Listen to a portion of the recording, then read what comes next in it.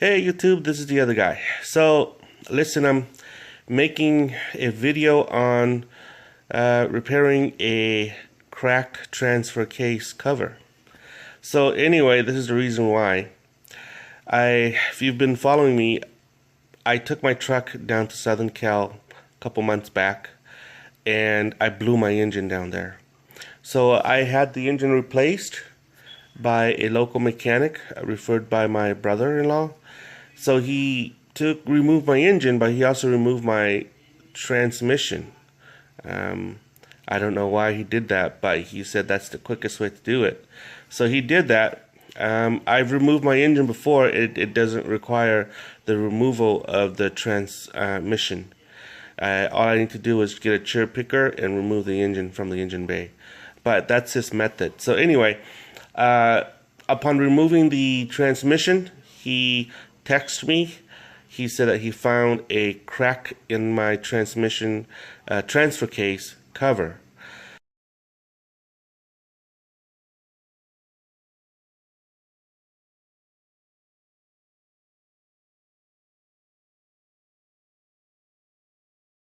So he texted me those photos, and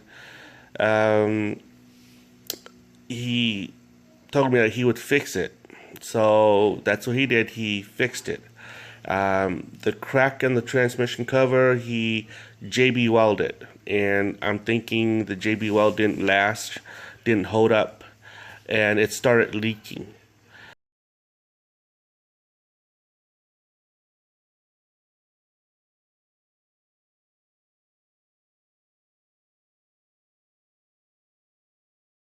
So I thought that I didn't think it was coming from that crack. I thought it was coming from an O-ring that is attached to the actuator, where it, it bolts onto, well, where it goes into the output shaft of the transfer case.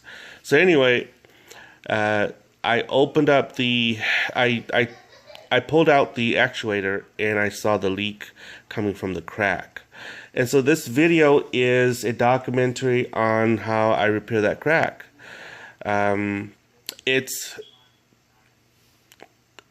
think that a permanent fix would be to weld it. However, this is an aluminum transfer case cover, and I've never welded aluminum before, so I'm not really, I don't feel comfortable. So in this episode, I am using Quick Steel. It's a little putty, sort of like JBL putty, epoxy. So in this episode, I'm using Quick Steel. The reason is because Quick Steel has a higher tensile strength. And so, hey, listen, if you're interested in this video, follow me and let's go have some fun. You see here, I have a leaky actuator here, and it's coming between the actuator and the transfer case.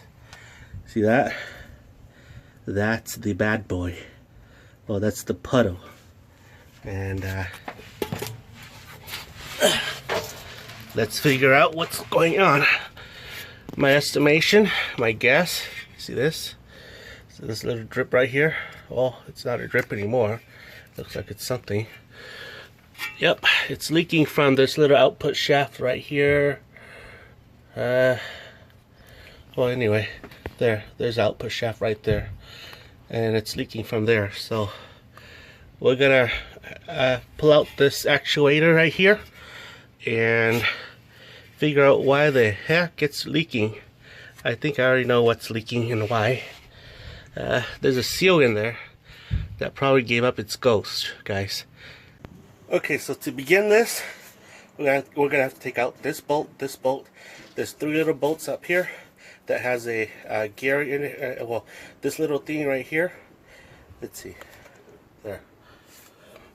There's a cover right here that needs to be taken out, and there's a gear in here that needs to be removed before we could get this thing out. So there's a bolt here, a bolt here. There's another bolt up here on the other side. Here.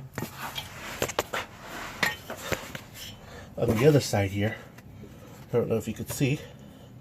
Okay, we're gonna have to take out this hose this harness and these little harness right here.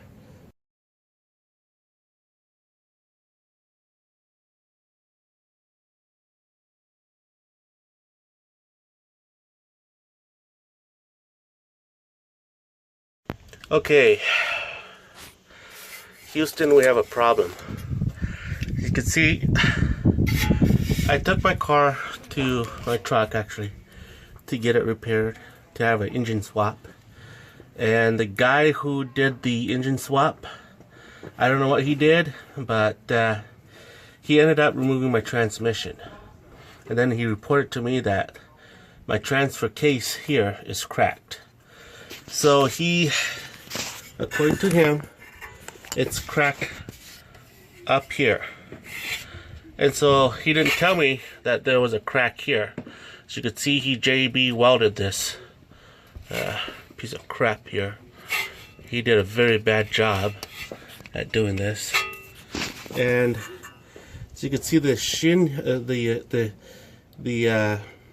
whatever that is, the putty, he JB welded it, and there's putty there.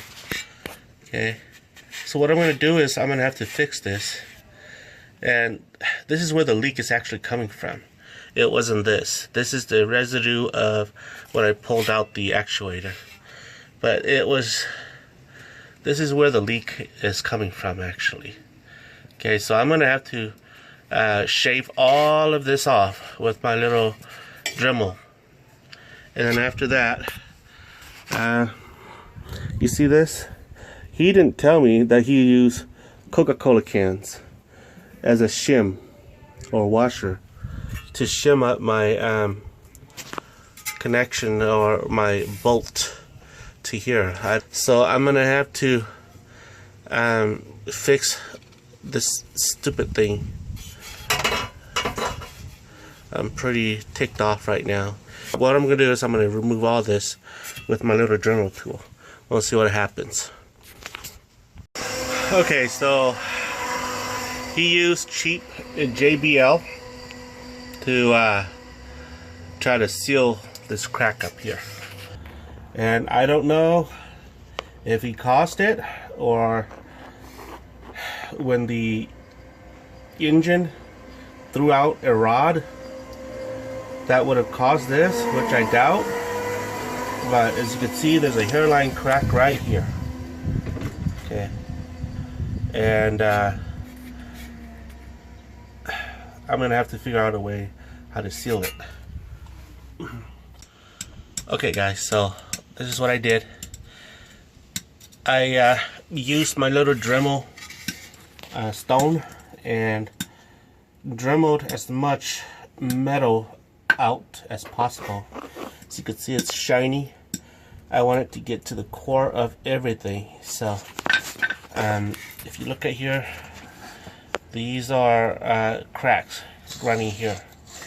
Okay, so basically what I'm doing here is I'm cleaning the cracks so that I can use my little putty and putty it there.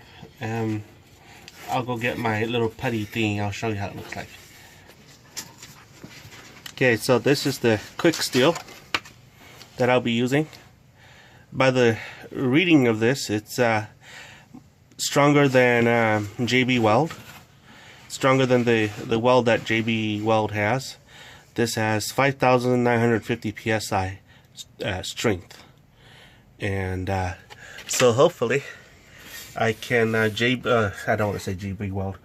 I could quick steel it onto here and solve this little dilemma that I have. Okay, so what I did,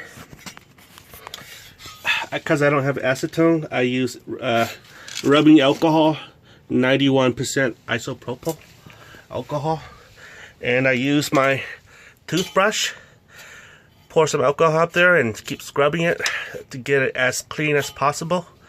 That's what I did, and now I'm ready to put the putty in. So I'm gonna have to mix the putty first.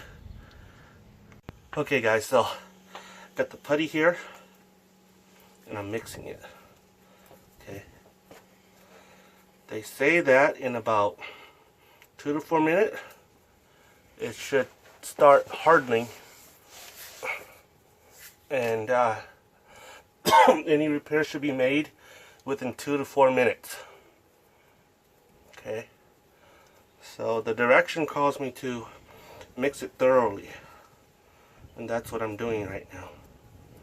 I don't know how, I've never done this before, so that's my stuntman beside me.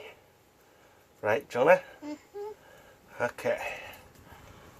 Okay, so it's sticky right now. I can feel the heat. It's not that hot, but whew, it smells bad. Do you want to smell it? I don't feel it. Yeah, like clay. Huh? Okay. Alright, so we're gonna go up there and we're gonna put it up there.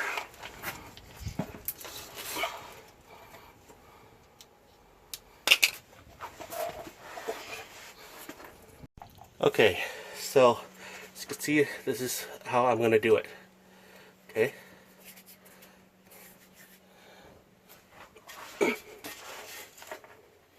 Here goes something.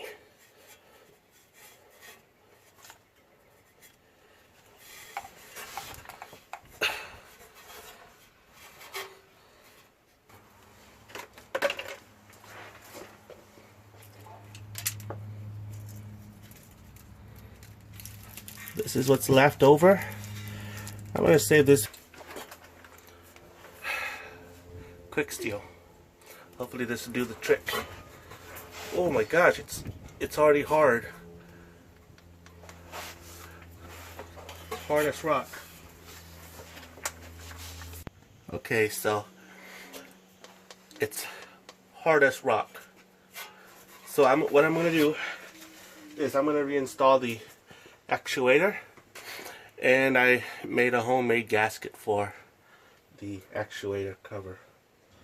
So, oh, I forgot, I need to put a little bit of silicone here. I'll show you.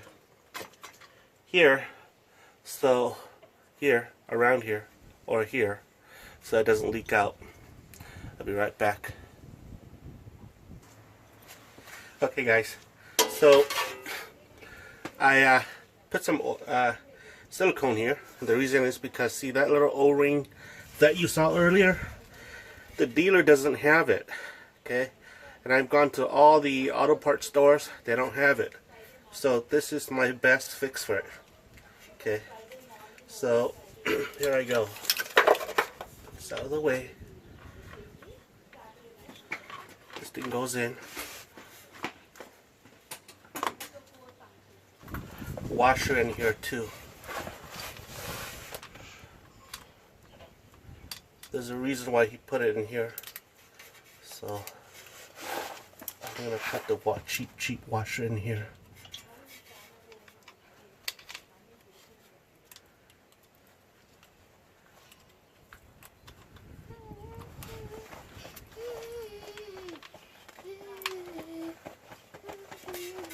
Okay.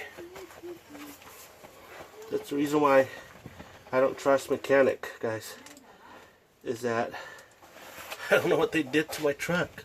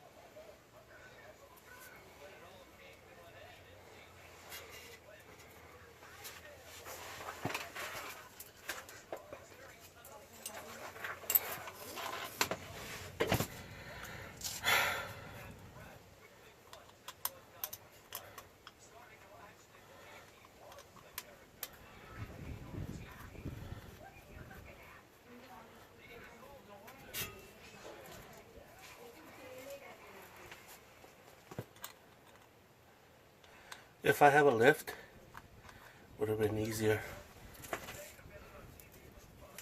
But I don't. This is called driveway mechanic.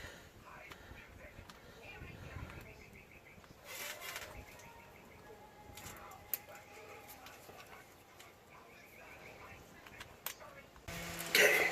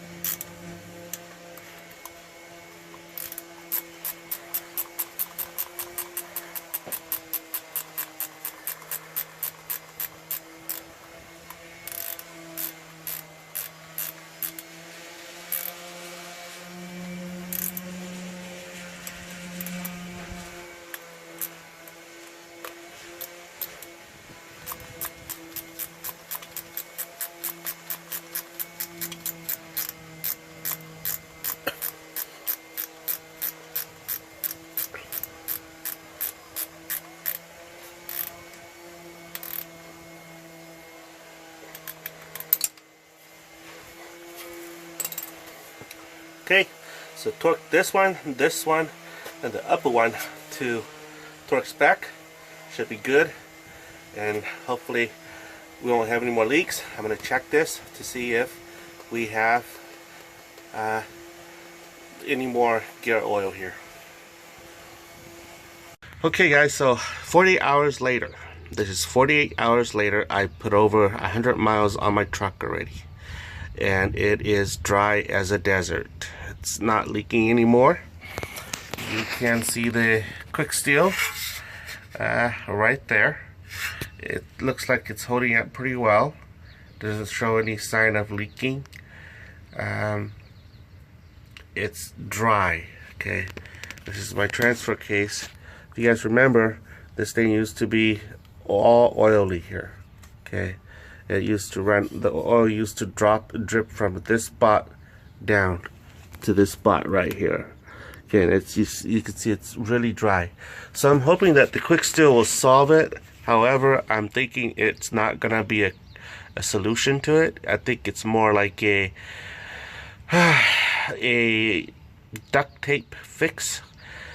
I'm thinking that if it starts to leak again, I might have to aluma weld it. So that might be another episode if it leaks again. But other than that, it's holding fine. I'm gonna see how long this thing will take before it starts to leak again from that crack spot. So let me know what your thoughts are, okay?